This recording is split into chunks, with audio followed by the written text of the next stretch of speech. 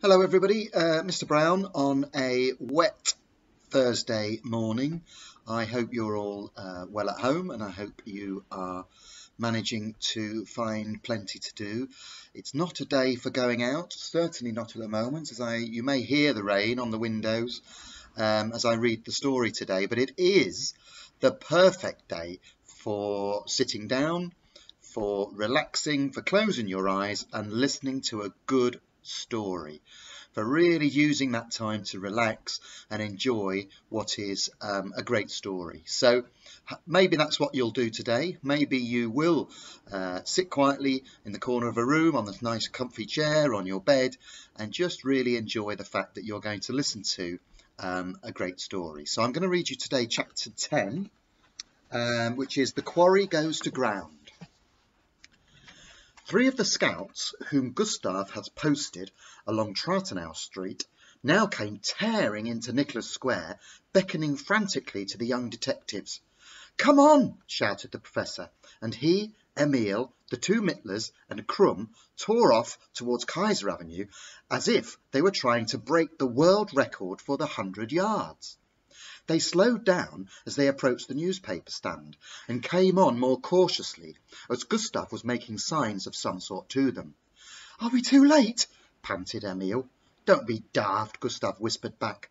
"If I say I'll do a thing, I'll do it properly." They then saw the thief standing on the pavement outside the cafe, looking about him as though he were in Switzerland, admiring the view. He bought an evening paper from the news vendor and glanced at the headlines.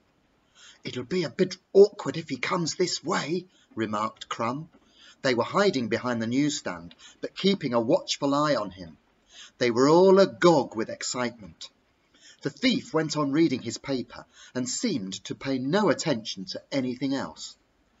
"I believe he's squinting over the top of it to see if he's being watched," said Elder Mittler. "Did he seem to look your way much while you were waiting?" the professor asked Gustav. "No, not once," Gustav replied. "He was too busy eating. You'd have thought he hadn't had a meal for days." "Look out!" cried Emil abruptly. The man was folding his paper. He gave a quick glance at the passers-by and hailed a taxi. It drew up and he got in, and he slammed the door. By that time, the boys had also hailed a taxi, and Gustav said to the driver, "Follow that taxi, which is just turning into Prague Place, please, but don't let the man inside it see he's being tailed." The second taxi moved off, crossed Kaiser Avenue, and kept at a safe distance from the other. "What's up?" the driver asked. "He's up to something, and we don't want to lose track of him," explained Gustav. "But that's between ourselves, mind." "OK," said the driver. "How much money have you got?" "Plenty," said the professor with dignity. "Oh, well, I only wondered," said the driver. "The number of his taxi is IA 3733, remarked Emil. "That's important," said the professor, making a note of it. Krumm leaned forward and warned the driver not to get too near. "Don't worry, I won't," muttered the man. They drove for some distance along Mott Street, through Victoria Louise Square, and then on down Mott Street again. A few people on the pavement stopped to look at the taxi and laughed at the crowd of boys riding in it. "Duck down!" Gustav ordered suddenly, and they immediately threw themselves higgledy-piggledy onto the floor of the taxi. "What's up?" asked the professor. "Traffic lights just going against us," said Gustav, "and his taxi will be held up as well as ours." The cabs actually stopped one behind the other to wait for the lights to turn green. The second one appeared to be empty, for the boys were quite hidden. The driver glanced over his shoulder and chuckled at what he saw. When they drove on again, the boys cautiously resumed their seats. "I hope he's not going very far," murmured the professor, watching the meter anxiously. "It could cost us 10p already." But very soon after that, the first taxi stopped in front of the Hotel Cried in Nollendorf Square. The boys' driver braked suddenly and stopped at a safe distance, so that they could watch what happened next. The man in the bowler hat got out, paid the driver, and disappeared into the hotel. "Follow him!" Gustav cried. Follow him, Gustav, cried the Professor urgently. If the place has 2 exits, we'll lose him. Gustav was gone in a flash. The rest of the boys clambered out, and Emil paid the fare, which was a shilling. The Professor led the way through an archway that stood at the side of a cinema, and went down an alley into a courtyard which ran right along the cinema and the Nollendorf Theatre, which was next door to it. Then he sent Crump off to contact Gustav. It might be a good idea for us if that chap stays in the hotel, Emil remarked. This place would make a first-rate headquarters. With every modern convenience, agreed the Professor. There's an underground station opposite, and we've got good cover and a restaurant over the way with a telephone box. It couldn't be better. I hope Gustav will be careful, Emil said. You can trust him, said the elder Mittler. He looks a fool, but he's not. I wish he'd hurry, though, said the Professor, sitting down on a chair someone had left in the courtyard and looking like a general before battle. Then Gustav returned, rubbing his hands gleefully. We've got him, he said. He's taken a room at the hotel, and I watched him go up in the lift. There's no other way out. I've checked the whole building, and unless he climbs out over the roof, we've got him trapped. Is Crumb keeping watch there? Asked the Professor. Yes, of course, said Gustav. The Professor gave the elder Mittler the money and sent him to telephone little Tuesday. Hello, Tuesday, is that you? He said when he got through. Speaking, chirped the voice at the other end. Password Emil. Mittler here. Bowler Hat has taken a room at the Hotel Cried, Nollendorf Square. We're making our headquarters in the courtyard behind the cinema there. Little Tuesday wrote it all down, then read it back. Any reinforcements needed? He asked. No, said Mittler. Have you had much trouble so far? Not really, but he took a taxi and we had to take one too, so as to keep up with him. Now he's gone up to his room at the hotel. He's probably looking to see if there's anyone under the bed, and after that, I dare say, he'll play cards with himself. What's the room number? Asked Tuesday. Don't know yet, but we'll find out. Gosh, I wish I was with you.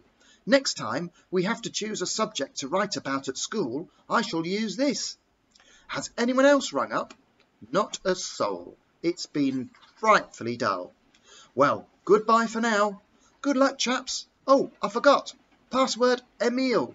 Password Emil, Mittler repeated and went back to the courtyard to report.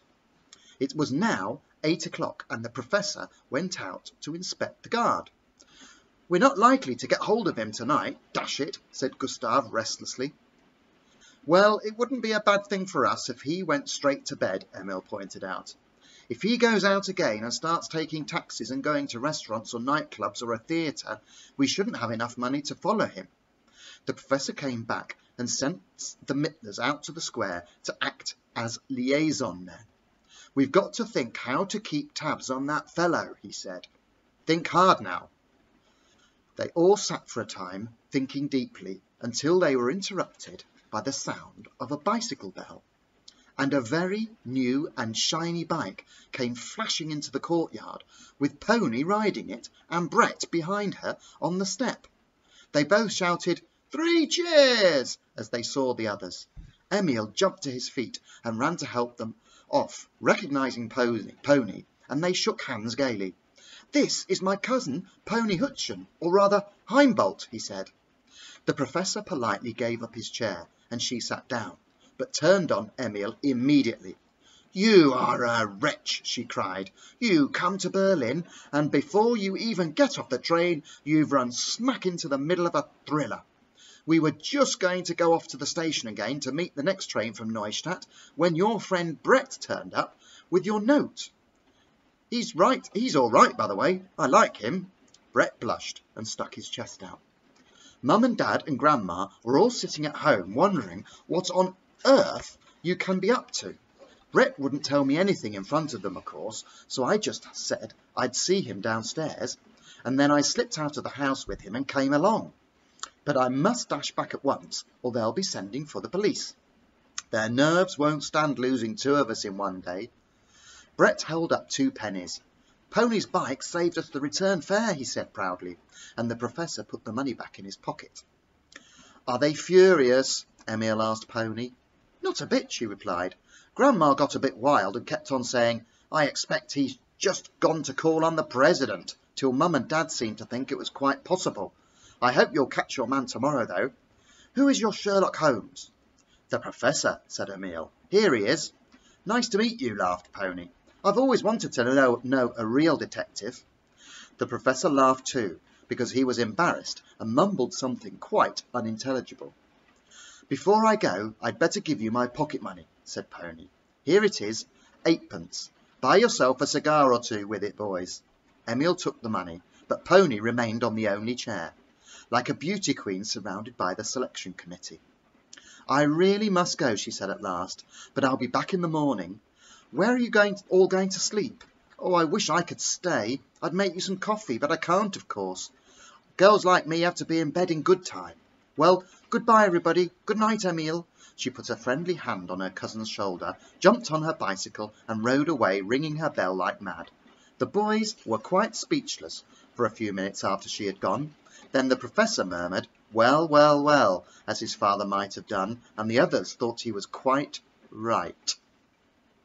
This leads us nicely into Chapter 11, A Spy in the Hotel. So that's tomorrow's chapter 11, A Spy in the Hotel. I'm sure you heard the rain on the windows. It's very noisy here. I hope you're dry, I hope you're safe, and I hope you have a good evening. I'll speak to you tomorrow. Bye-bye.